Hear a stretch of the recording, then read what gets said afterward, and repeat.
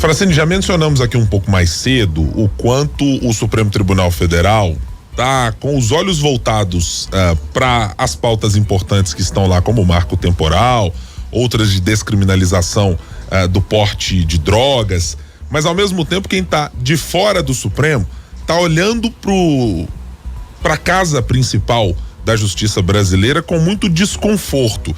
O Congresso Nacional, em especial, estão num momento em que a queda de braço muito clara, ou pelo menos uma tentativa de esticar a corda, não sei se de lado a lado ou de uma das partes. Afinal de contas, quem é que está legislando, quem é que está reclamando e por que a tensão está no ar entre esses dois poderes? Bom, Guilherme, é exatamente isso.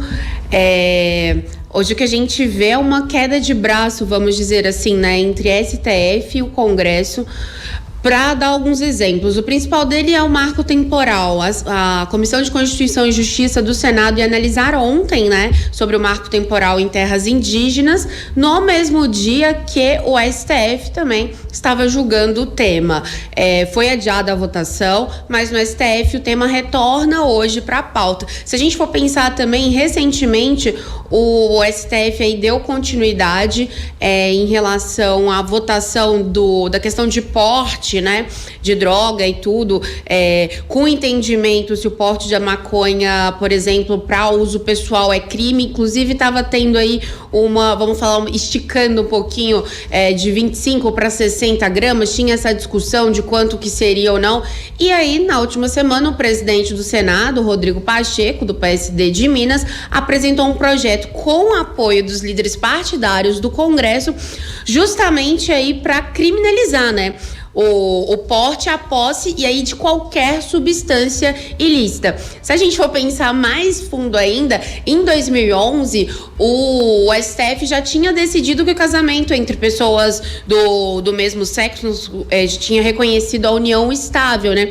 E a Câmara começou a discutir em agosto um projeto de 2007, ainda quando o então deputado Clodovil era vivo e apresentou esse texto justamente discutindo isso, e aí voltou esse tema para discussão.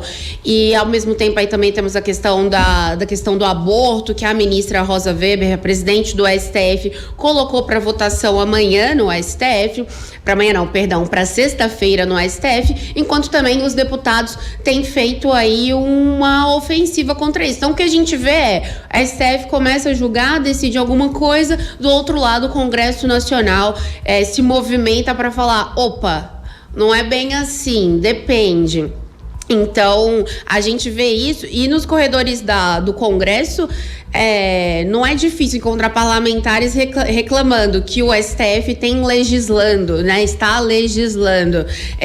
Antes, no governo do Jair Bolsonaro, a gente via uma reclamação mais em relação às investigações, quando se tratava em relação aí dos parlamentares, mas hoje o que a gente tem visto é justamente em relação à legislação, mas é importante também falar em termos ideológicos também, né? Que a gente vê essa diferença muito forte.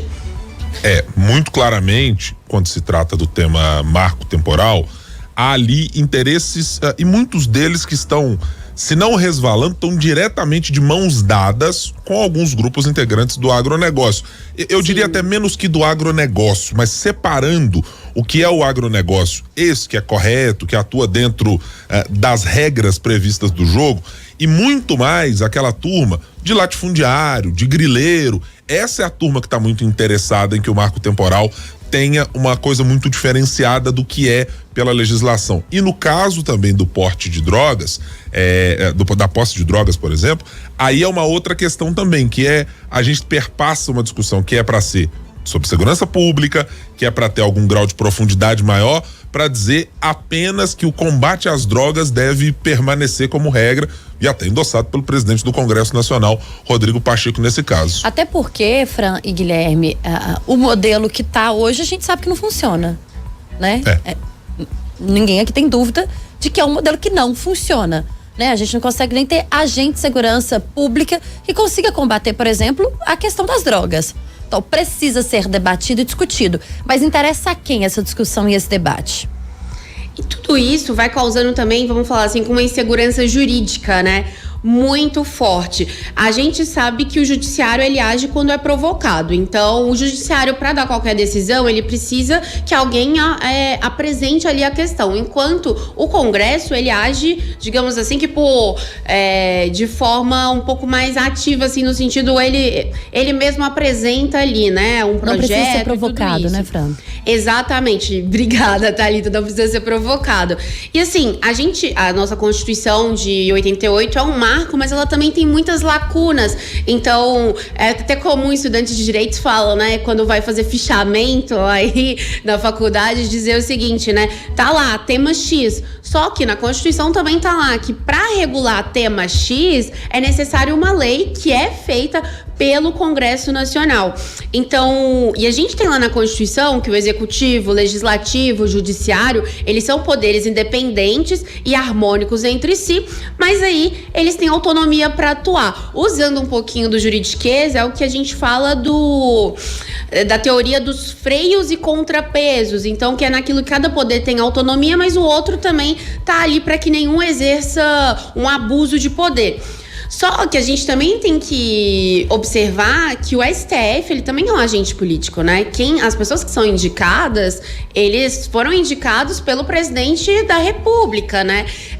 Tanto é que recentemente o Cristiano Zanin, que era advogado pessoal do Lula, foi indicado. No caso Bolsonaro, Nunes Marques, o André Mendonça. Então, assim, não tem como a gente negar isso.